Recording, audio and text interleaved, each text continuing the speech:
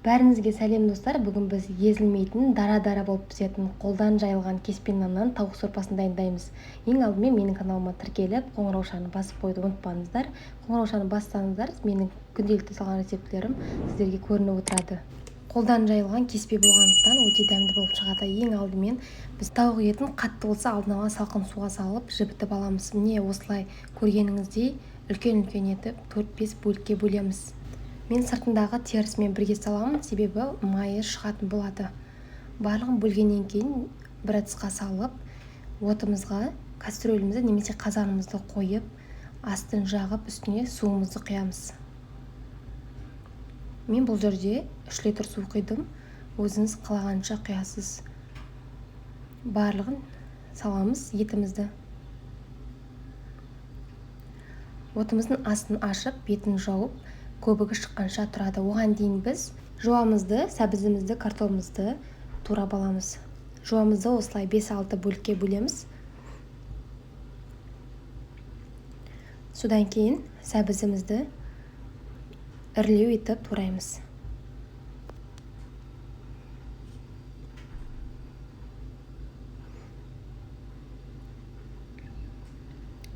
Енді картопымызды ұсақтамаймыз, осылай ірілеу етіп тураймыз. Тауық етін салып жібергеннен кейін барлығын осылай турап қоямыз.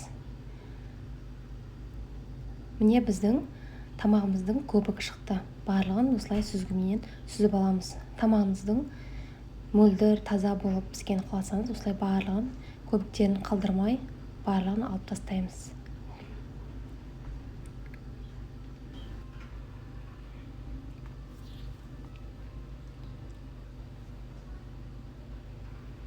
Көбігін алып болғаннан кейін жуамызбенен сәбізімізді саламыз. Картопымызды әзір салмаймыз, себебі езіліп кетуі мүмкін. Осы кезде үстіне лавр жапырағын және тұзымызды, қара бұршымызды саламыз. Мен тауықтың сорпасына арналған дәмдеуіш қостым. Өзіңіз қалауыңызша қосасыз, қара бұрыш қоссаңыз да болады. Және міне қақпағын шамалы ашып 30 минут қайнатамыз.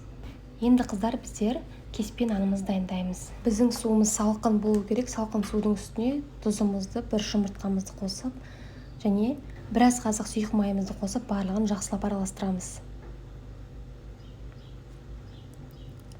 Араластырып болғаннан кейін ұнымыздың үстіне дәл осылай барлығын құйып жібереміз. Бөліп-бөліп құюға болмайды. Енді біз қамыры илейміз.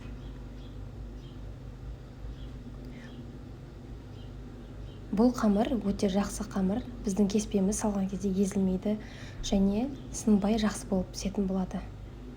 Әбден енін қандырып илейміз. Біздің қамырымыз бастапқыда қатты болғанмен де бөлме температурасында қойғаннан кейін жұмсаратын болады. Енді міне біздің қамырымыз дайын болып қалды. Илеп болғаннан кейін табақтың астында 20 минут қалдырамыз. Сол кезде жұмсарып жақсы болып шығады.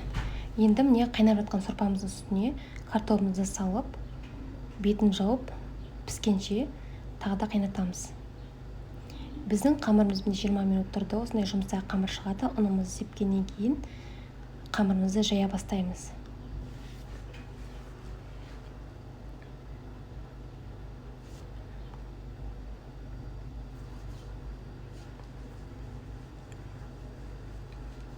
Өзіңіз ыңғайыңызға қарай осылай нанымызды жайып аламыз.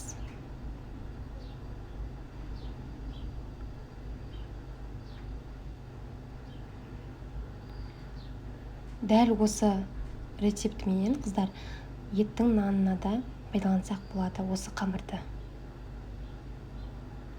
Не дайын болды, мен осылай жайдым. Қамырымызды жұқа етіп жайып аламыз. Қатты қалың болып кетпеуі де керек, мықты жұқа болып кетпеуі де керек. Орташа етіп жайғаннан кейін өзіңізге ыңғайлы етіп, ұзын-ұзын етіп кесіп аламыз. Маған осылай ыңғайлы.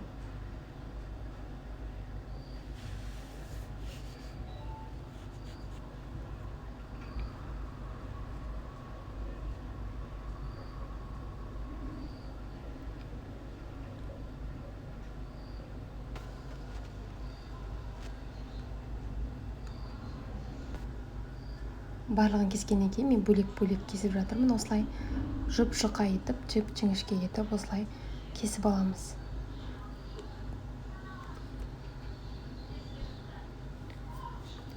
Бұл өте жақсы қамыр, ешқандай да езілмейді, дара-дара болып бір-біріне жабыспай өте керемет болып піседі.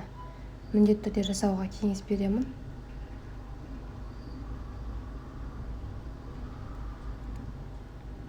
Дүкеннің кеспесінен қолдан жайған кеспе дәмдірек болады.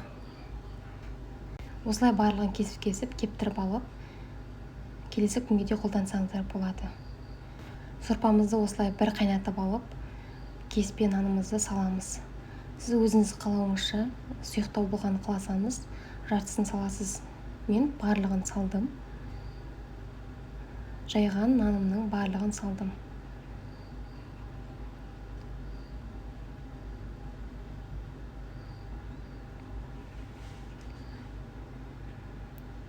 Тамағымыздың бетін жауып, 5-7 минут қайнатамыз. Міне қыздар, біздің тамағымыз дайын болды. Менің каналыма тіркеліп, қоңыраушаны басып қойды ұмытпаңыздар. Қоңыраушаны бассаңыздар, менің салған рецептлерім сіздерге өзі барып тұрады. Қалауыңызша көкжуа немесе укроп сепсеңіздер болады. Міндетті түрде жасап көріңіздер, өте ерекше әрі дәмді. Келесі тамақ тәтті пісіргенше кездескенше.